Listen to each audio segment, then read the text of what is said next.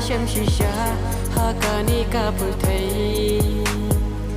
dei tang ya phi kinh cô ba e trong hà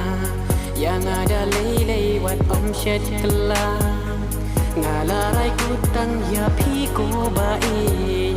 yang ada lei wat om shu pending bangalak men bat phi bangalak men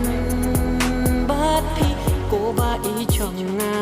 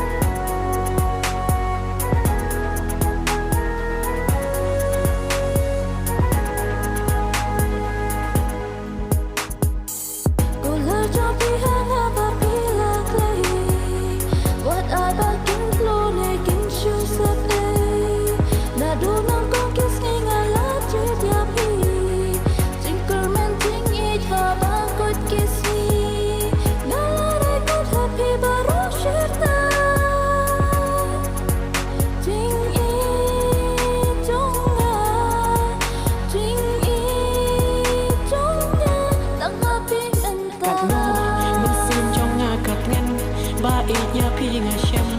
nga dap da ka jing kmen kum ba phi la ku lar ha nga ba e ngan nam wat sha wai tang ya phi nga ji tang ya phi ba e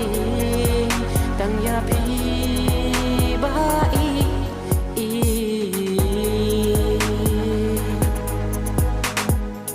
na du si ban na du do mu tang ban phi ba e nga la rai kun chin suk chin kmen ba phi e ba nga don ban la ki po ya phi nga yai pu son wala man ta na nga phi don sha cha ba e ja nga